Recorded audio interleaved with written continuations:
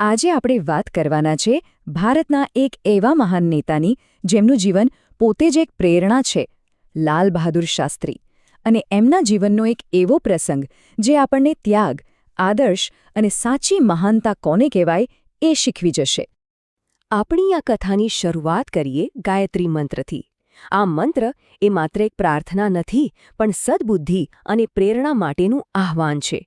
અને આ જ ભાવના, આ જ પ્રેરણા આખી વાર્તાના મૂળમાં છે.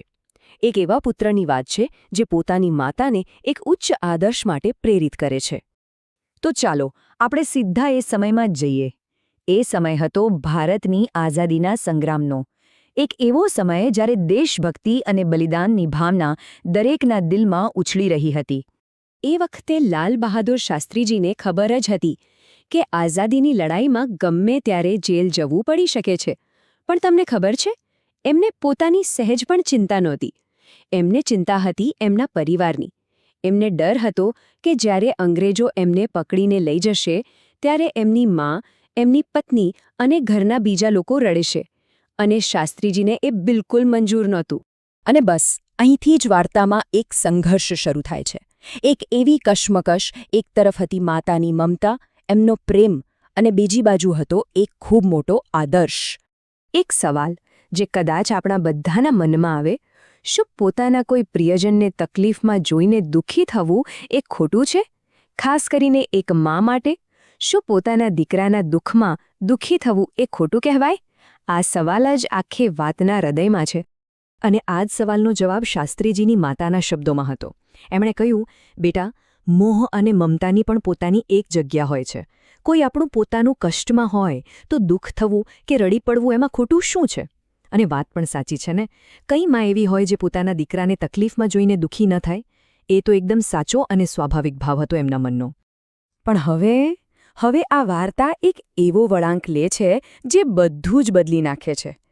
માતાના આ મમતાભર્યા સવાલનો જવાબમાં શાસ્ત્રીજી જે કહે છે ને, એ ખાલી એક દીકરાના શબ્દો નથી, એ તો એક યુગદ્રષ્ટાના વિચારો છે.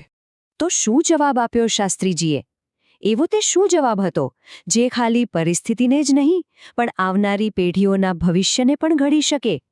શાસ્ત્રીજીએ કહ્યું, માં, તમારી વાત બિલકુલ સાચી છે, પણ જરા વિચારો, જો આવા બલિદાનના સમયે આપણે દુઃખી થવાને બદલે ખુશી વ્યક્ત કરીએ તો એ જોઈને આપણા બાળકોને કેવા આદર્શોની પ્રેરણા મળશે? આ શબ્દોમાં કેટલી ઊંડી વાત હતી. એમણે કહ્યું કે આપણા દુઃખને દેશ માટે ગર્વમાં ફેરવી દઈએ તો બાળકો પણ દેશ માટે સમર્પિત થતા શીખશે. પોતાની પીડાને આખા દેશ માટે પ્રેરણા બનાવવાની આ કેટલી મોટી દૃષ્ટિ હતી.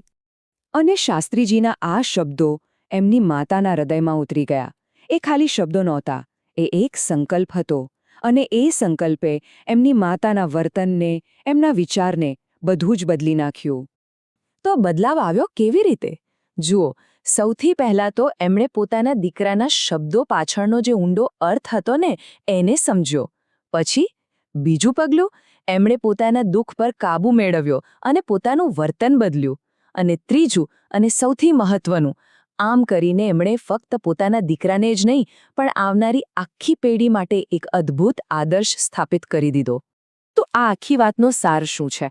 આ નાનકડા પારિવારિક પ્રસંગમાંથી આપણને શું શીખવા મળે છે? ચાલો એ જોઈએ. ખરેખર આ વાર્તાની જે મહાનતા છે ને, એ ખાલી શાસ્ત્રીજીના આદર્શમાં નથી, પણ એમની માતાના ત્યાગમાં પણ એટલી જ છે. કારણ કે એક માતાએ જ્યારે પોતાના દીકરા પ્રત્યેના સહેજ મોહનો ત્યાગ કર્યો, ત્યારે જ એ આદર્શ જીવંત બન્યો. એટલે કે આ એકલા શાસ્ત્રીજીની નહીં, પણ મા દીકરા બંનેની જીત હતી. અને એમના આ બલિદાને આખા દેશ માટે હિંમત અને નિસ્વાર્થતાનું એક મોટું ઉદાહરણ પૂરું પાડ્યું. અને અંતમાં બસ આ જ વાત યાદ રાખવા જેવી છે: સાચી મહાનતા કોઈ મોટા પદ કે સિદ્ધિથી નથી મળતી. સાચી મહાનતા તો ત્યારે મળે છે જ્યારે આપણે મોટા આદર્શો માટે આપણી નાની નાની લાગણીઓ, આપણા મોહનો ત્યાગ કરીએ છીએ. શાસ્ત્રીજીએ અને એમની માતાનું આ બલિદાન એ જ તો સાચા નેતૃત્વની સાચી વ્યાખ્યા છે.